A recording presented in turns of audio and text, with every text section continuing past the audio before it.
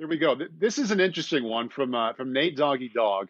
As a fellow lefty, Chris, would that affect the Dolphins' coaching with Tua? Let's say he's a backup that gets put in the starting lineup midway. Can the offense easily adjust to a lefty after almost every other thing is right-hand bias? Yeah, no, they can adjust.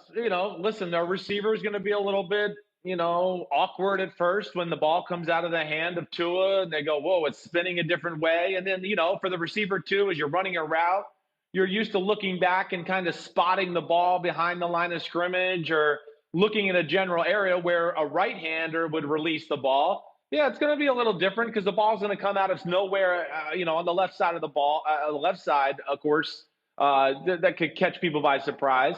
Hey, offensively, it's not going to be a huge drastic change. Yes, you might have to call a few more dominant left-handed formations. You got to be a little conscious of calling the play action pass game to the left side a hair more, bootlegs rolling to the left a hair more. But it's not like you won't do those things through training camp. There's going to be things where Ryan Fitzpatrick, he's going to run some bootlegs to the left during training camp. So the offense isn't going to be like, oh, whoa, Tua's in the game? Coach, timeout. We can't call boots to the left. I've never practiced that before. They'll get all of that stuff in there. I mean, they will. And, you guys also see it all the time. You have those play action passes for even a righty where they just turn their back and do a little flash fake to the left side for a running back coming that way. So a lot of this stuff will be indoctrinated into the offense anyways.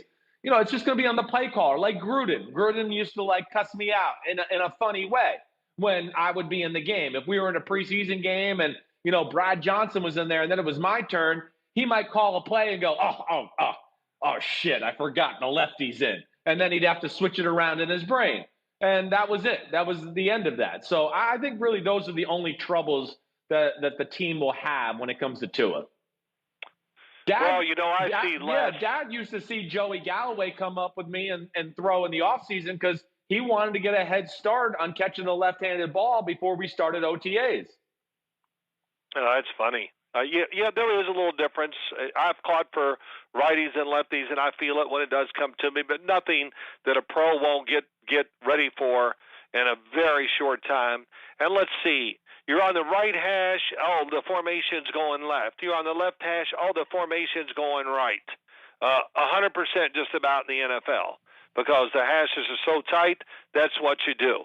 So that all Gruden, wait, I got to turn it around in my brain. Hey, coach, you call the play. You're on one hash, you call it to the field or the formation or whatever. That's how you usually do it. And I love this one, the bootlegs.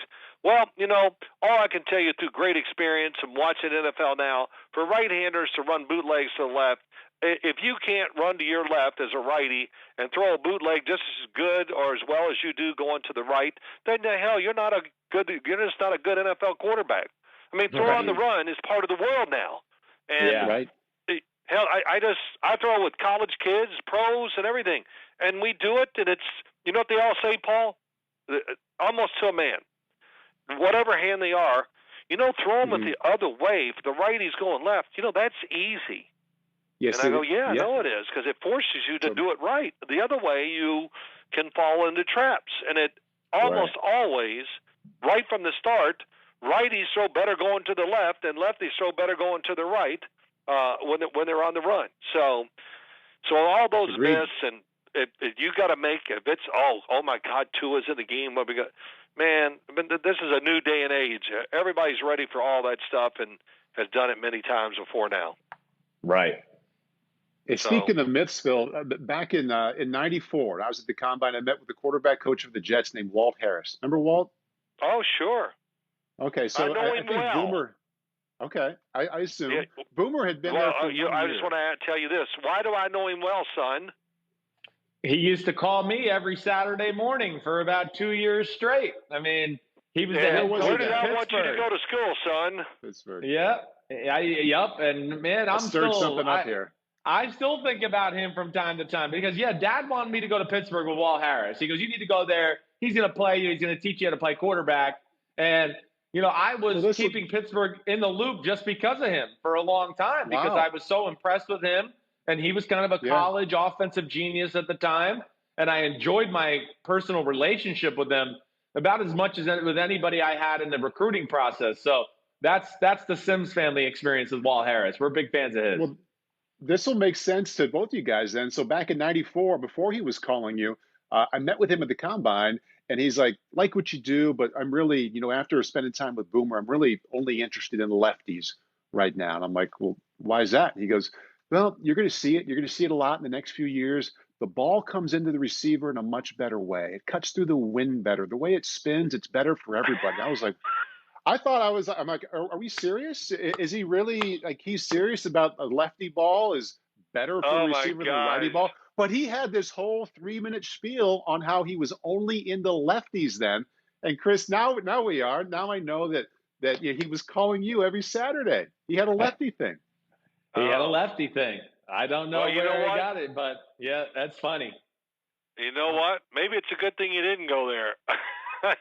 After hearing that spiel, the wind cuts through the wind better. Well, it spins better. It gets to the receiver better. It's a more friendly ball. I mean, anything you could think of, Walt was just down with the lefties. Yeah. That's funny. And there you are sitting there. You should have said, well, I can throw it with my left hand just as good as my right. Now, how do you like me? Yeah, right. I don't know. Hey. That's really funny. Hi, I'm Mike Tirico, and thanks for watching. Make sure to hit subscribe for the latest news and highlights from NBC Sports.